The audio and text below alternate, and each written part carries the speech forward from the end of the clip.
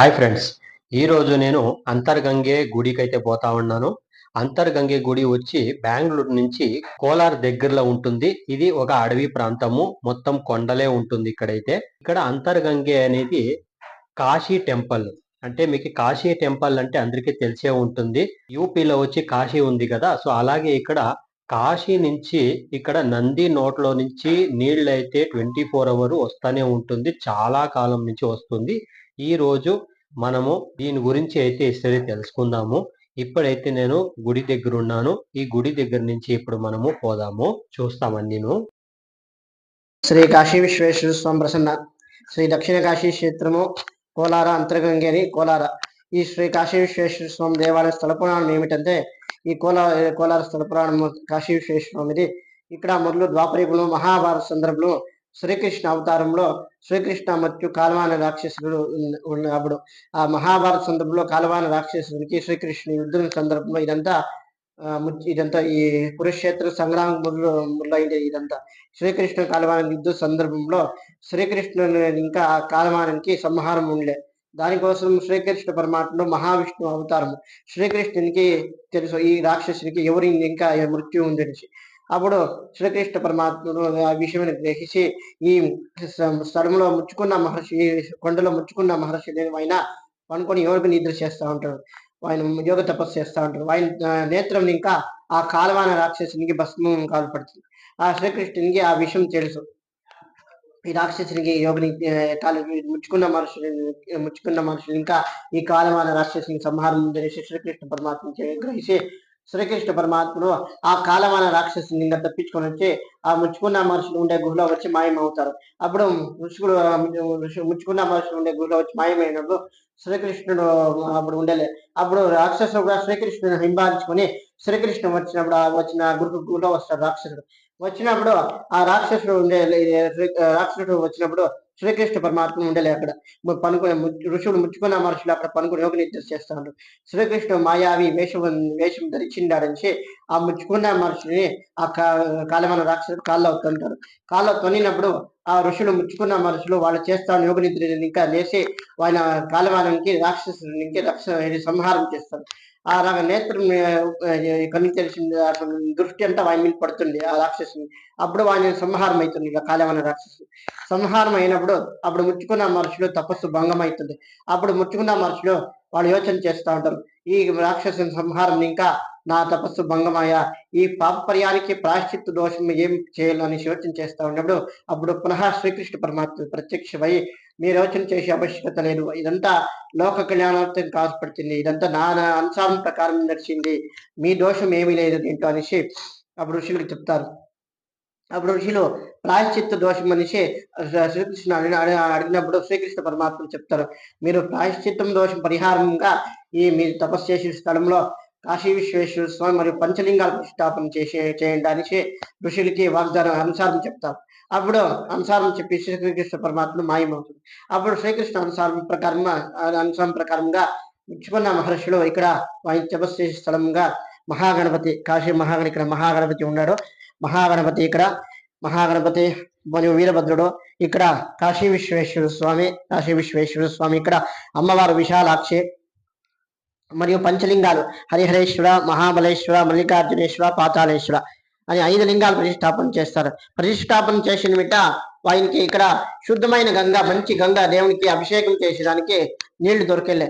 దానికోసంగా ఆయన ప్రతినిత్యము ఆయన తపశక్తిని ఇంకా ప్రతినిత్యం సూర్యోదయం అయ్యేలోగా ప్రాతకాలంలో కాశీకి పోయి అక్కడ గంగా నదిలో స్నానం చేసి అక్కడ గంగా జలం నీళ్ళు ఎత్తుకొని వచ్చి దేవునికి సూర్యోదయం అయ్యేలోగా ప్రాతకాలంలో దేవునికి సూర్యోదయం అయ్యేలోగా కాశీ విశ్వేశ్వర స్వామికి అభిషేకం చేస్తూ ఉంటారు. ఇట్లే ప్రతినిత్యం ఆయన అభిషేకం చేస్తూ ఉన్నప్పుడు నీళ్లు కాశీకి పోయి గంగ తీసుకొని వచ్చి దేవునికి అభిషేకం చేస్తూ ఉన్నప్పుడు ఒక దినం కాశీలో గంగాదేవి ప్రత్యక్షమయ్యి మీరంత దూరం వచ్చే ఆవశ్యకతలే, నేనే మీరు ప్రతిష్టాపన చేసే శివలింగం దగ్గర నేను వస్తాను ఋషి గంగాదేవి ఋషులకి వాగ్దానం చేస్తారు.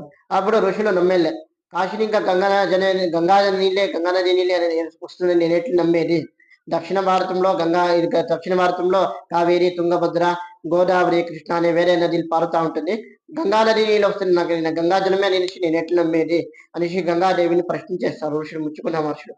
అప్పుడు గంగాదేవిని ప్రశ్న చేసినప్పుడు ఋషుల చేతిలో నింపండు, బెత్తము, కమండము ఇదంతా ఉంటుంది. ఈ ఋషులు ఎక్కడే సంచారం చేసేటప్పుడు నింపండు, బెత్తము, కమండము, రుద్రాక్షి ఇతర వస్తువులను పెట్టుకొని సంచారం చేస్తూ ఉంటారు. అప్పుడు గంగాదేవి అనుకొని మీ చేతిలో ఉండే నింపండు, బెత్తము నా చేతికి ఇయ్యండా. ఈ నింపండు, బెత్తము, గంగా 3 చేరి అంతర్మార్గం ఇంకా నేను పంపిస్తాను. మీరు ప్రతిష్టాపన చేసిన శివలింగం దగ్గర చేరుతుంది, పోయి చూడండి అని చెప్తారు.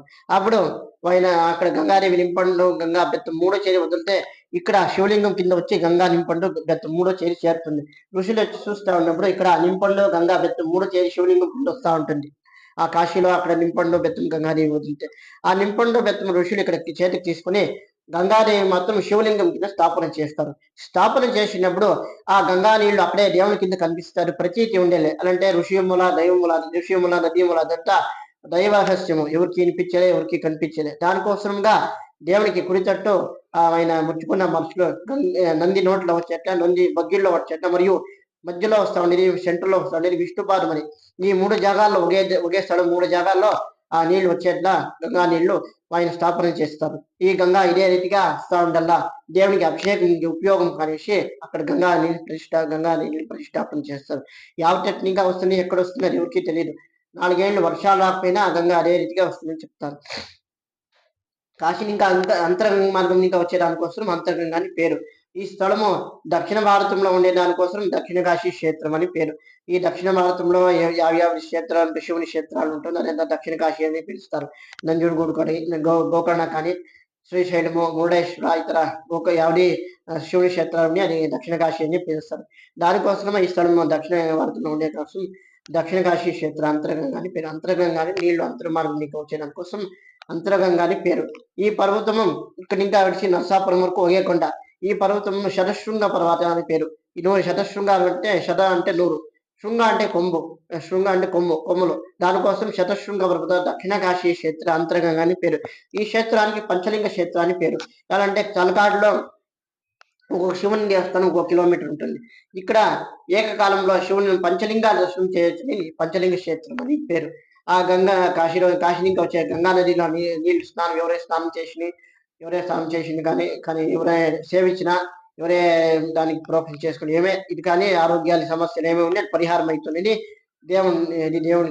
దేవుడి దీంట్లో అది నమ్మకం. మరి ఇక్కడ శివరాత్రి విశేష పూజ ఉంటాయి. శివరాత్రి శివరాత్రి మరుసనాడు పాలన దినము సూర్యకిరణాలు పడుతుంది, అది విశేషమైన పూజ ఉంటుంది. కార్తీక సోమవారం విశేషంగా ఉంటుంది. కార్తీక సోమవారము జాతర ఉంటుంది. అప్పుడు ఆమె లక్షదీపోత్సవం నడుస్తుంది. కార్తీక మాసంలో కానీ మార్గశిర మాసంలో కానీ శివదీపం నడుస్తుంది. అప్పుడు కృతికా నక్షత్రంలో ఈ శివునికి లక్షదీపోత్సవం విశేష పూజ ఉంటుంది.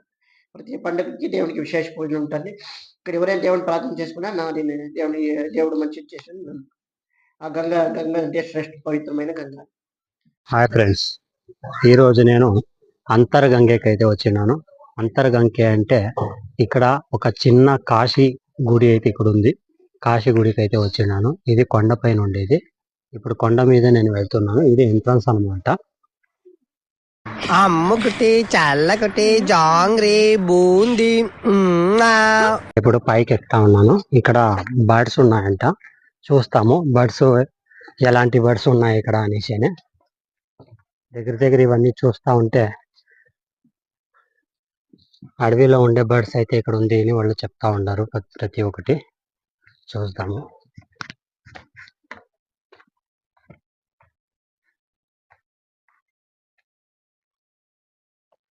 ఇంత పైకి ఎక్కి రావాలా ఇక్కడికి చూడాలనుకుంటే. ఎక్కడ చూసినా మొత్తం కొండ ఉంది.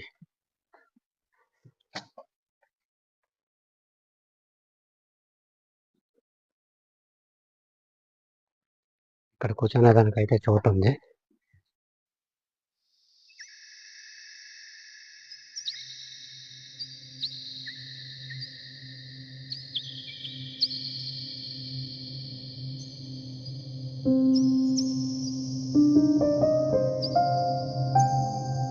కొండ ఎక్కుతా ఉన్నాను. ఈ స్టెప్స్ ఉండేది ఆల్మోస్ట్ దగ్గరికి ఒక 400 స్టెప్స్ అయితే ఇక్కడికి ఉంది. 400 స్టెప్స్ అయితే ఎక్కాల్సి పడుతుంది. దారి పొడవుకి కోతలు అయితే ఎక్కువ ఉన్నాయి.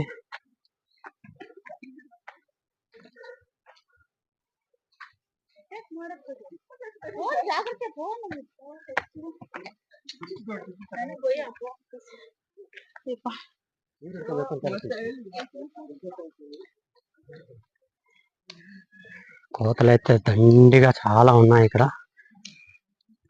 చూడొచ్చు. అడవి జంతువులు కన్నా కోతలే ఎక్కువ ఉన్నాయి.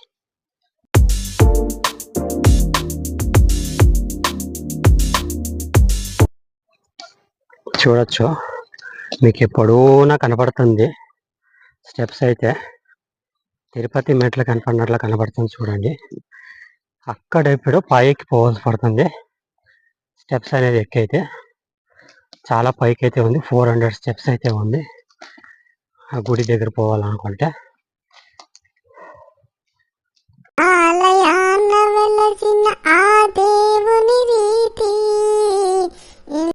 ఇది చూడొచ్చు, స్టెప్స్ అయితే ఇప్పుడు మీకు క్లారిటీగా కనబడుతుంది చూడండి ఎన్ని స్టెప్స్ ఉన్నాయని. ఆల్రెడీ ఇప్పుడు సగం స్టెప్స్ అయితే పైకి ఎక్కి వచ్చేసినాను, ఇంకా సగము పైకి ఎక్కాలన్నమాట. వీరి కోతలు చూస్తే ఎక్కడ వచ్చి ఉండే కెమెరాని పేర్కొని వెళ్ళిపోతుందో అని టెన్షన్గా కూడా ఉంది. అంత దండిగా ఉన్నాయి కోతలు అయితే ఇక్కడ, చాలా ఉన్నాయి కోతలు చూసేది. అంతా సిటీ కోతలే, అడవి కోతలు అయితే కాదు.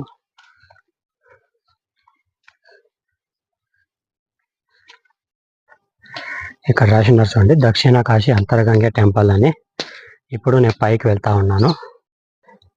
ఇప్పుడైతే కొంచెం పైకి వచ్చినాను. స్టెప్స్ అనేది మైన ఎక్కితేనే మనము పైకి గుడి దగ్గరికి అయితే వెళ్తాము. చాలా ఈజీగా రావచ్చు, ఎక్కువ కష్టమేమి అనిపించదు. ఎండ లేకుంటే బాగుంటుంది, ఎండ ఏమైనా ఎక్కువగా ఉంటే చాలా కష్టమవుతుంది పైకి ఎక్కేది.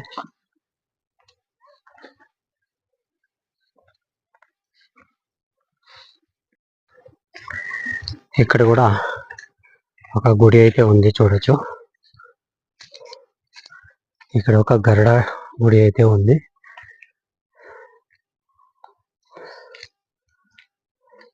ఒక గరుడ ఒక ఆహారం నోట్ల పాము అయితే పట్టుకొని కూర్చొని ఉంది. ఇక్కడ గుడి ఉంది, గణేశుని విగ్రహం అయితే ఇక్కడ ఉంది. ఇంకో పక్క అయితే మురుగా ఉంది.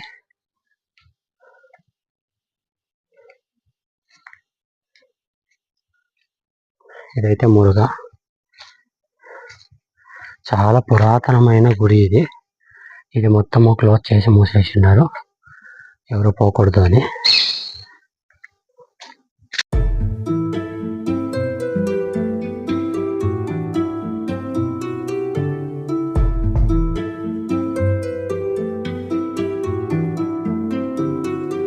ఇప్పుడైతే నా పైకి అయితే వచ్చేసినాను. ఇది చూడొచ్చు,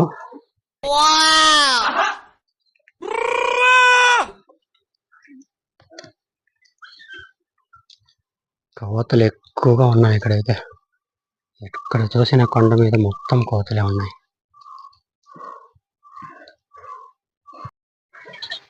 ఇదే అంతర్గంగే అని. ఈ అంతర్గంగేలో ఇక్కడైతే ఈ కళ్యాణి కట్టేది ఉంది కదా, ఇక్కడైతే వాటర్ అనేది ఎప్పుడూను నంది నోట్లో నుంచి వాటర్ వస్తూనే ఉంటుంది. అది కూడా మీకు చూపిస్తాను ఎక్కడి నుంచి వచ్చేది అని చెప్పేసి. ఇప్పుడైతే వాటర్ అయితే మొత్తం ఖాళీ అయిపోయింది. ఇది గుడి అన్నమాట, మైను ఇక్కడ ఉండేది.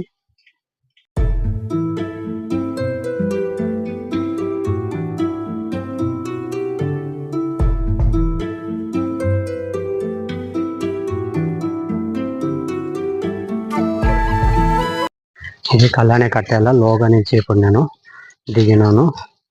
ఇక్కడైతే మీకు గణేశుని అయితే చూపిస్తాను. గణేశుని గుడి కూడా ఇక్కడే ఉంది, ఈ వాటర్ మధ్యలో నుంచి. మీరు చూడొచ్చు, గణేశుని అయితే దర్శించుకోండి అందరూ.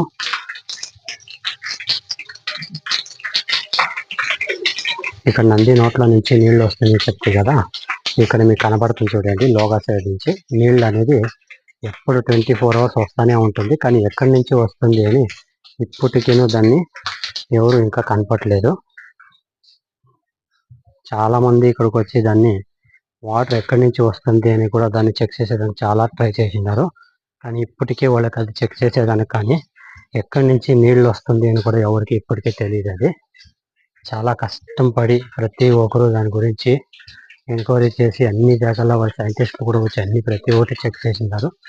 ఇప్పటికీను ఆ నీళ్ళు ఎక్కడి నుంచి వస్తుంది అనేది మాత్రం ఎవరికి అర్థం కాలేదు.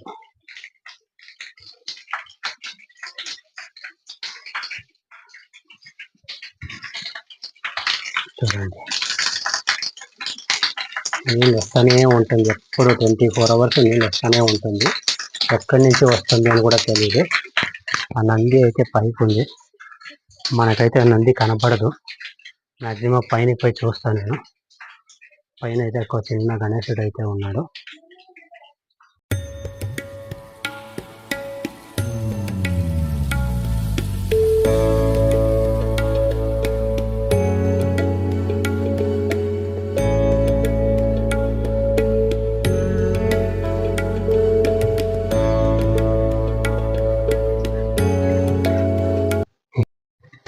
చూడొచ్చు, ఇక్కడైతే ఒక గణేష్ అయితే ఉన్నాడు. ఇప్పుడు మీకు చూపిస్తే కదా నీళ్లు వస్తా ఉండింది నంది నోట్ల నుంచి. ఆ నీళ్ళు అయితే ఇప్పుడు నేను ఉంచుకోండి గణేష్ కింద ఇంకా అయితే నీళ్ళు అనేది వస్తుంటుంది. మీరు చూడండి, దేవునికి కుడి తట్టు ఆయన ముచ్చుకున్న మనసులో నంది నోట్లో వచ్చేట, నంది బగ్గిల్లో వచ్చేట, మరియు మధ్యలో వస్తా ఉండేది, సెంటర్ లో వస్తా ఉండేది విష్ణుపాదం అని. ఈ 3 జాగాల్లో ఒకే స్థలం 3 జాగాల్లో ఆ నీళ్లు వచ్చేట్లా గంగా నీళ్లు ఆయన స్థాపన చేస్తారు. ఈ గంగా ఇదే రీతిగా వస్తా ఉండల్లా దేవునికి అభిషేకం ఉపయోగం కానిసి అక్కడ గంగా నీళ్ళు ప్రతిష్టాపన చేస్తారు. యావ టెక్నిక్గా వస్తుంది, ఎక్కడ వస్తుంది అది ఎవరికి తెలియదు. 4 ఏళ్ళు వర్షాలు రాకపోయినా గంగా అదే రీతిగా వస్తుందని చెప్తారు. కాశీని ఇంకా అంతరంగ మార్గం ఇంకా వచ్చే దానికోసం అంతరంగంగా అని పేరు. ఈ స్థలము దక్షిణ భారతంలో ఉండే దానికోసం దక్షిణ కాశీ క్షేత్రం అని పేరు.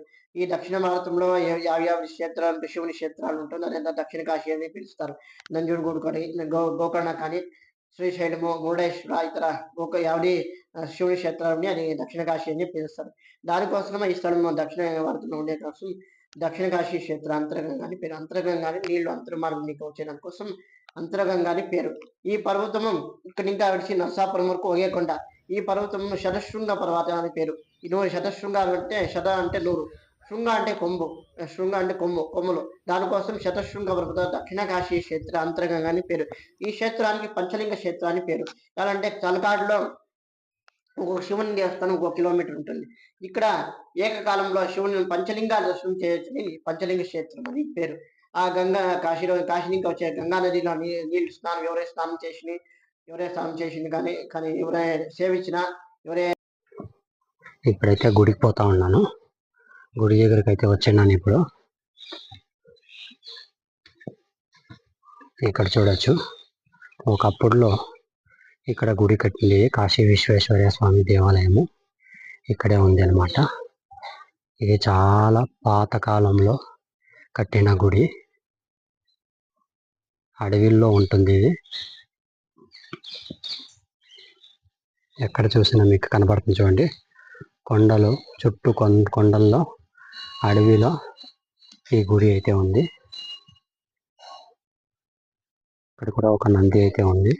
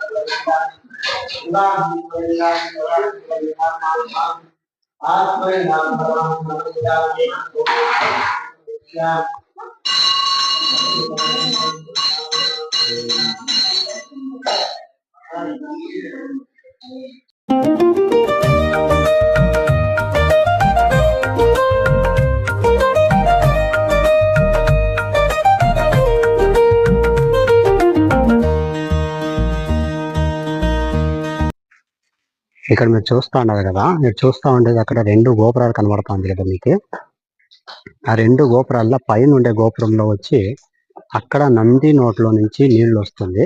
ఆ నంది నోట్లో నుంచి నీళ్లు వచ్చేది కాశీ నుంచి డైరెక్ట్ గా ఇక్కడికి నీళ్లు అనేది ఎప్పుడు వస్తుంది. నీళ్ళకి ఎంతే కరువు అయినా కూడాను నీళ్ళు అయితే 24 hours అక్కడ వస్తూనే ఉంటుంది.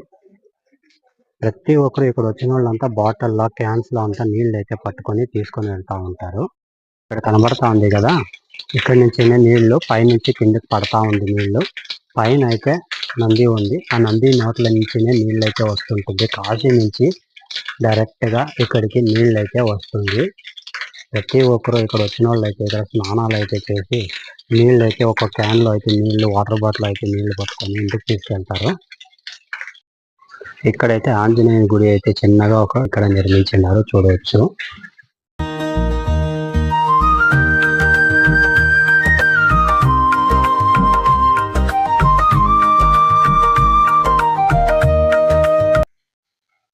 ఇది కొండ మీద ఉండేది, చాలా గుడి పెద్దగానే ఉంది, చిన్నదైతే కాదు.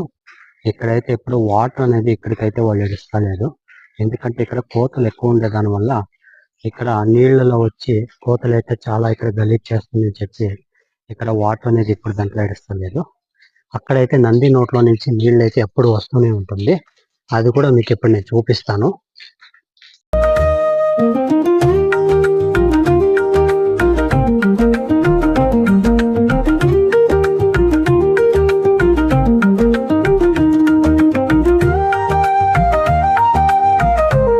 ఇక్కడ ఉంది కదా, ఈడ 2 గోపురాలు అయితే ఉంది, అక్కడైతే ఒక చిన్న గోపురము. ఈ గోపురం కింద అయితే ఇప్పుడు మనం పోవాల్సి పడుతుంది. ఇది చూపిస్తాను మీకు ఎక్కడి నుంచి నీళ్ళు వస్తుంది అని చెప్పేసి అని చాలా మందికి అయితే డౌట్స్ ఉంటుంది. ఆ డౌట్ అయితే ఇక్కడ చూపిస్తాను. ఇక్కడ చూడండి, ఈ నంది నోట్లో నుంచి 2 నందిలు ఉంటే అక్కడి నుంచి శివుని విగ్రహం కూడా ఒకటి చిన్న శిల అయితే పెట్టినారు. అక్కడ నుంచి అయితే నీళ్ళు అనేది 24 గంటలు నీళ్ళు వస్తూనే ఉంటుంది. నీళ్ళు ఇక్కడ ఎప్పుడు స్టాప్ కాదు అని ఇప్పటి కూడాను చాలా పురాతనమైన గుడి ఇది. చాలా ఇయర్స్ నుంచి ఇక్కడ నీళ్ళు వస్తూనే ఉంది. నీళ్ళకి ఎంత కరువు అయినా కూడాను నీళ్ళు ఇప్పటికీ ఇది ఆగలేదు. ఈ నీళ్ళు అయితే కాశీ నుంచి డైరెక్ట్ గా ఇక్కడికైతే వస్తుంది. కాశీ విశ్వనాథ అంటే ఇక్కడ ఉండే ఈ గుడికైతే శివలింగం అయితే ఇక్కడ గుడిలో ఉంది. ఇక్కడ కాశీ నుంచి ఇక్కడ ఎప్పుడు నీళ్ళు వస్తూనే ఉంటుంది. ఇక్కడ 24 hours నీళ్ళు వస్తూనే ఉంటుంది. ఇప్పటికి కూడా ఈ నీళ్ళు ఎక్కడి నుంచి వస్తుంది అని చాలా మంది కూడా సైంటిస్టులు వచ్చి దీని గురించి రీసెర్చ్ చేసినారు, కానీ ఇప్పటికీ వాళ్ళకి దీని గురించి తెలుసుకునేది కాలేదు. నీళ్ళు అయితే ఎప్పుడు ఇక్కడ వస్తూనే ఉంటుంది. ఎక్కడి నుంచి ఎలా వస్తుంది అని కూడా ఎవరికి ఇప్పటికీ తెలీదు, కానీ ఇది డైరెక్ట్ గా కాశీ నుంచి అయితే ఇక్కడికి వస్తా ఉంది. ఈ నీళ్ళు అయితే చూడొచ్చు. కింద అయితే ఎవరైనా అక్కడ నిల్చుకొని స్నానం అయితే చేసుకోవచ్చు. స్నానం చేసుకొని వాటర్ క్యాన్స్ లో అయితే నీళ్లు పట్టుకొని వాళ్ళు తీసుకెళ్తారు. ఇక్కడ పడే నీళ్ళే ఇక్కడైతే నిండిపోతుంది, కానీ ఇప్పుడైతే వాళ్ళు నీళ్ళు అయితే కిందకి వచ్చింది, ఎందుకంటే ఇక్కడ కోతలు ఎక్కువ ఉండే దాని వల్ల వాళ్ళు నీళ్ళు అనేది అక్కడ రాకున్నట్టు వాళ్ళు స్టాప్ చేస్తున్నారు. కోతలు అయితే ఇక్కడ చాలా ఉన్నాయి, అందువల్లనే వాళ్ళు నీళ్ళంతా గలీజ్ చేస్తుందని చెప్పి వాళ్ళు మొత్తం అది క్లోజ్ చేసి పెట్టేస్తున్నారు. ఇక్కడైతే ఒక చిన్న గణేశుని విగ్రహం అయితే ఇక్కడ ఉంది, చూడొచ్చు.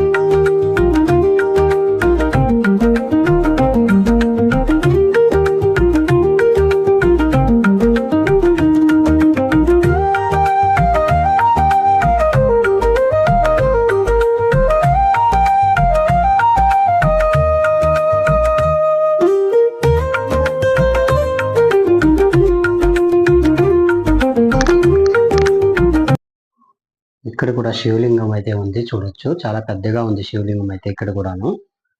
వెనకాల చూస్తే పెద్ద లింగం అయితే పెట్టినారు, ముందరైతే ఒక చిన్న లింగం అయితే పెట్టినారు. ఇక్కడైతే గణేశుడు ఉన్నాడు, అటుపక్క చూస్తే మురుగా ఉంది.